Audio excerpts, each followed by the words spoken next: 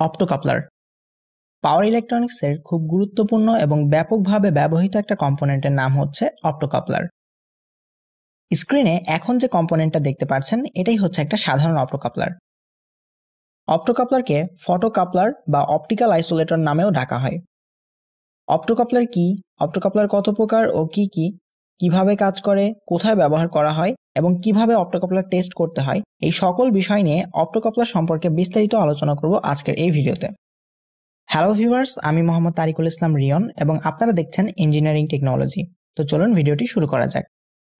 অপ্টোকাপলার এমন একটি semiconductor device যা কোনো রকম ফিজিক্যাল সংযোগ ছাড়াই দুটি আলাদা সার্কিটের মধ্যে আলোর মাধ্যমে সিগন্যাল আদান প্রদান করতে পারে। অর্থাৎ এর ইনপুট এবং আউটপুটের মধ্যে কোনো রকম ফিজিক্যাল সংযোগ থাকে না।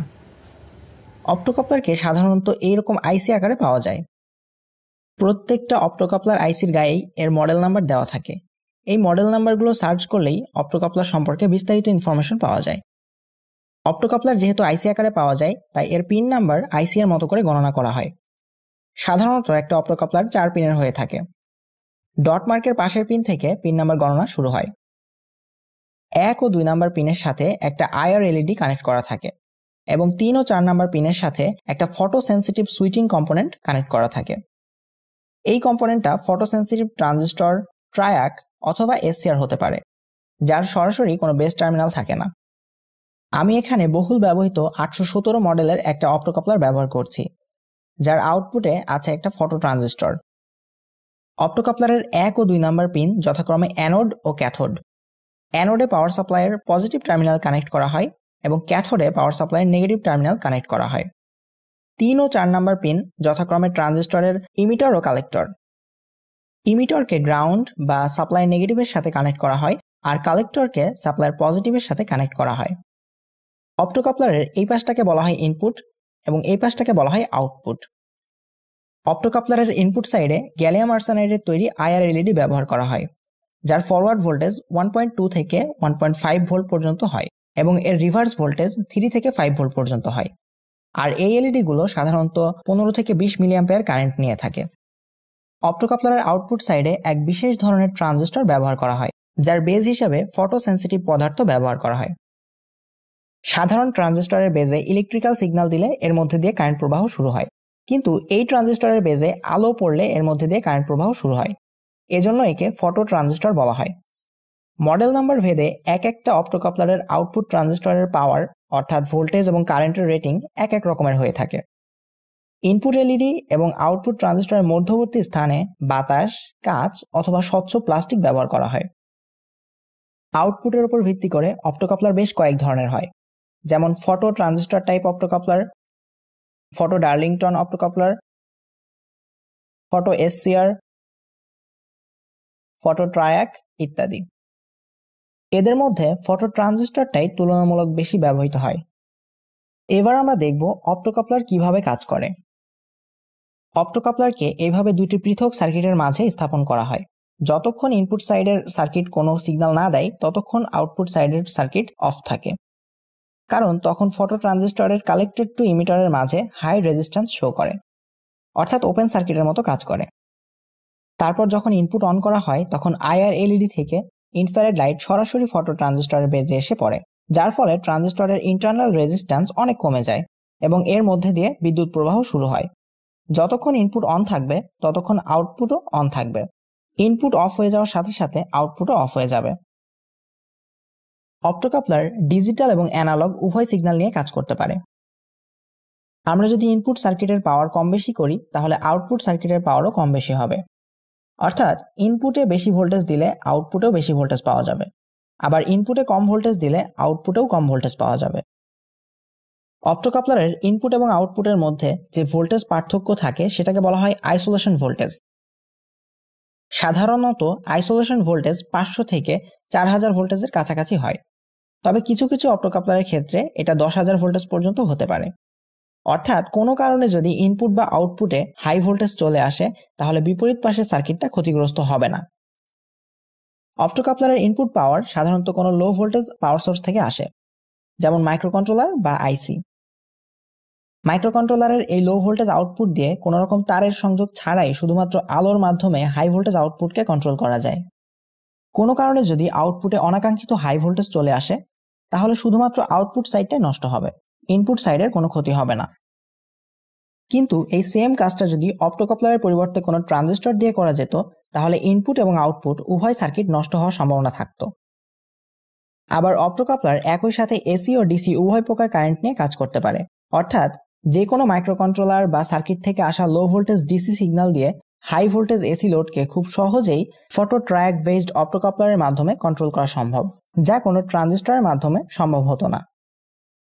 অপ্টোকাপলারের ইনপুট হিসাবে এসি এবং ডিসি উভয় প্রকার কারেন্ট ব্যবহার করা যায়, তবে তার ভোল্টেজ অবশ্যই 1.2 থেকে 1.5 এর মধ্যে হতে হবে।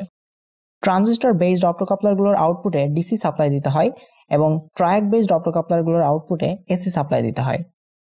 সাধারণত অপ্টোকাপলারের 4টা টার্মিনাল হয়ে থাকে, তবে এমন অনেক অপ্টোকাপলার আছে যাদের 6টা টার্মিনাল থাকে। এই ধরনের অপ্টোকাপলারের 6 নম্বর পিনটি সরাসরি ফটো ট্রানজিস্টরের বেজের সাথে কানেক্ট করা থাকে, আর 3 নম্বর পিনটি এনসি বা কোনো কিছুর সাথে কানেক্ট করা থাকে না।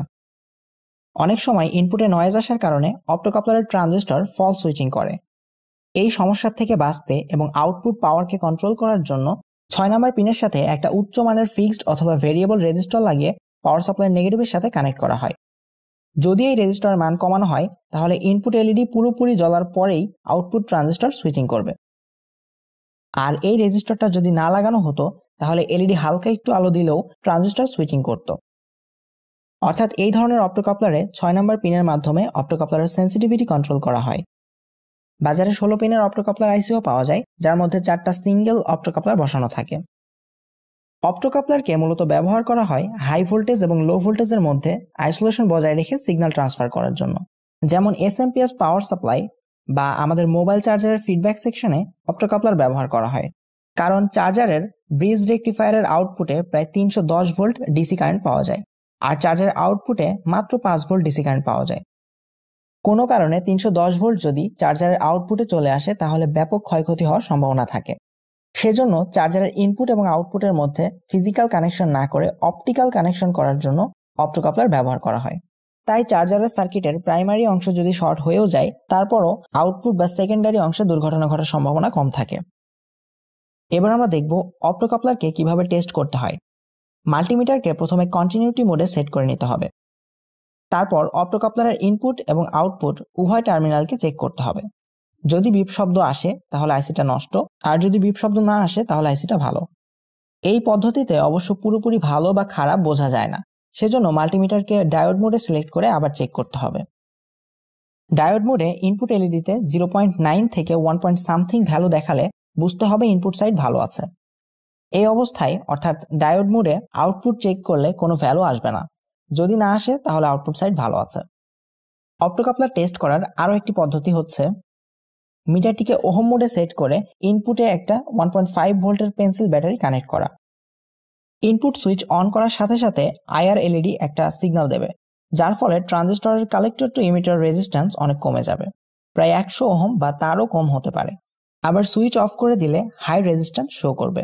এর মাধ্যমে বোঝা যাবে অপ্টোকাপলারের ইনপুট এবং আউটপুট উভয়ই ঠিক আছে। যদি হাতের কাছে 1.5 ভোল্টের ব্যাটারি না থাকে তাহলে এভাবে 5 ভোল্টের একটা মোবাইল চার্জার দিয়েও টেস্ট করা যাবে। এই ক্ষেত্রে ভ্যারিয়েবল রেজিস্টরের মান বাড়িয়ে দিলে আউটপুট এলইডি এর আলো কমে যাবে, আবার রেজিস্টরের মান কমিয়ে দিলে আউটপুট এলইডি এর আলো বেড়ে যাবে।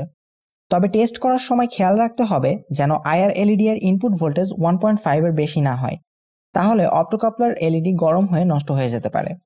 ট্রায়াক বেসড অপ্টোকাপলারগুলোর ক্ষেত্রে ডায়োড মোডে যদি ভ্যালু দেখায় তাহলে ধরে নিতে হবে অপ্টোকাপলারের ইন্টারনাল ট্রায়াকটি নষ্ট।